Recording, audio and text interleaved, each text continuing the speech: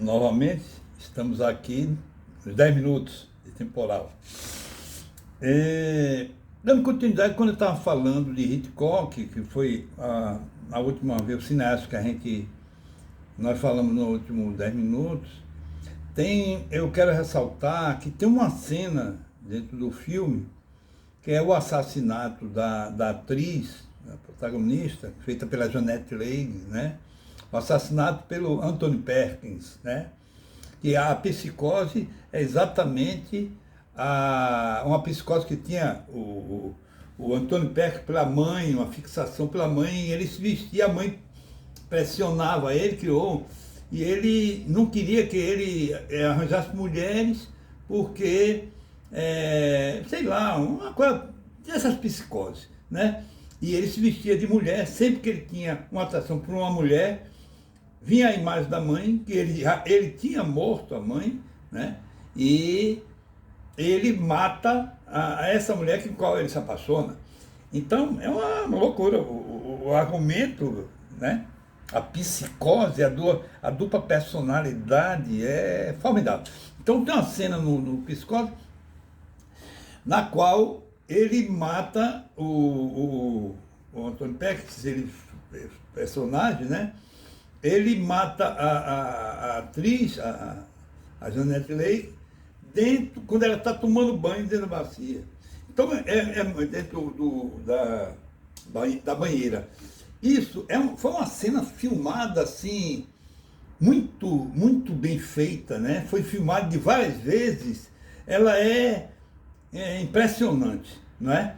E ele escolher a morte dentro do banheiro, né? Porque o banheiro, a gente observa que é um lugar onde a pessoa não tem onde se escorar, né? Não tem onde se proteger, porque tudo é liso, né? Não tem onde arranjar alguma coisa para bater de volta, se proteger, né? Então eu queria fazer esse comentário, mas isso aí já foi, o Psicose já foi nos anos 60, apesar de ser em preto e branco, né? Tivemos então, a seguir, dentro nessa mesma linha, um cineasta americano chamado Frank Capra. Ele é um cineasta, assim, criou as questões da pessoa humana, né? Ele fixou-se muito na família, na harmonia da família. Foi o cineasta que mais, de uma forma muito bonita, ele espelhou essa questão da harmonia conjugal, da família como um todo, tal. Os filmes dele foram a partir de 1934 até 1946, filmes tipo Aconteceu Naquela Noite, A Felicidade Não Se Compra, vê com que título interessante, e Do Mundo Nada Se Leva, vê, são filmes fantásticos. Já aparecia aquele grande ator, o James Stewart, um dos primeiros filmes do James Stewart, né? Muito bom, formidável, né? Isso, o Frank Capra lá nos Estados Unidos. Tivemos um filme no Egito, eu só citar o nome, um filme que foi uma produção entre Egito, a Arábia e a África, chamado Bab el-Adib. O cineasta foi Youssef Chahine. Estou citando só porque foi uma coisa assim muito sazonal, não tenho conhecimento. O cinema hoje nós temos no cinema mais moderno, só fazendo um comentário, está fazendo um filme, um cinema muito bonito, muito importante na Índia, né? Filmes hindus espetaculares. Tem um filme aqui, ó, na capa desse livro, que é um filme hindu que ganhou um Oscar muito bacana, que é a história de um rapaz com um tigre dentro de um barco.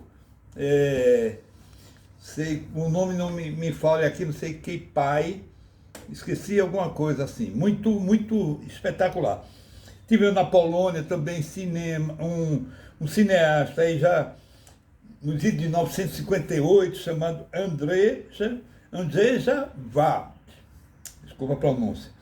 E ele fez filmes formidáveis, tipo Cinzas de Diamantes, Uma Faca na Água, né? Já usando o Alain Delon como protagonista, um filme extraordinário. E o tempo é muito pequeno, a gente tem que falar bem rápido, não dá para a gente se aprofundar muito, né?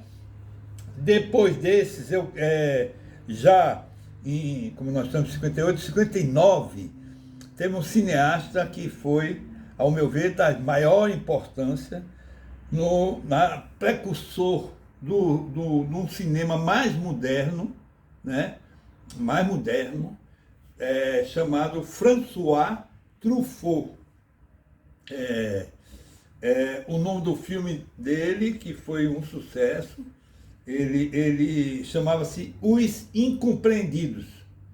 Ele relaciona no filme a relação de um filho com os pais, que os pais se traem, e ele o reflexo dessa traição dos pais nele como um filho, e o filme não dá solução. Ele coloca, é uma cena muito bonita, o Pierre Lot, que é o ator dele predileto, no fim ele corre assim em direção ao mar, como se fosse em busca de uma pureza, e ele se vira assim para a plateia, e o filme termina aí. Quer dizer, mas o François Truffaut foi um companheiro de Jean-Luc Godard, que nós vamos falar mais, cineasta dos mais importantes, de vanguarda, né?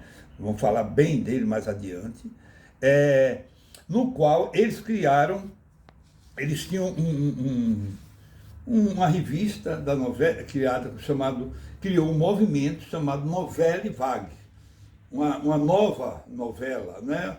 Uma forma nova de ver o cinema, né? E ele revolucionaram o cinema com filmes assim que fugiam toda aquela forma de filmar com início, meio e fim do cinema tradicional, não é? Era um cinema com toda a peculiaridade, você podia ver cenas isoladas que elas não tinham muita continuidade, você podia assistir as cenas sem preocupar-se com essa linearidade. Eu não sei se eu posso explicar bem isso, né? Ele, junto com o Jean-Luc Godard, fizeram um filme, eu vou falar mais adiante nele, que nesse 10 minutos não dá, chamado Acossado. Acossado. É um filme extremamente importante nesse movimento da Nouvelle Vague, que influenciou particularmente, ele foi oriundo do neorrealismo italiano, né? E junto com o neorrealismo italiano influenciou muitos cineastas brasileiros da década de 60, como Glauber Rocha, Nelson Pereira dos Santos e outros, que vieram a ser premiados com filmes extraordinários, como o Glauber Rocha, como Deus, Diabo na Terra do Sol, Terra em Transe, o Vidas Secas, do Nelson Pereira dos Santos, não sofreram muita influência da Nouvelle Vague, do François Truffaut e do Godard, e que tiveram essa importância histórica, já assim, por assim dizer, na história do cinema mundial, E isso nós vamos deixar para mais adiante.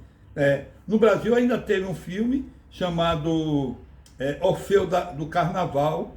Foi uma produção Brasil e França, com roteiro de uma música de Luiz Bonfá, brasileiro, e o roteiro de ninguém menos do que Vinícius de Moraes. Mas isso vai ser outra história, que o nosso tempo já está acabando.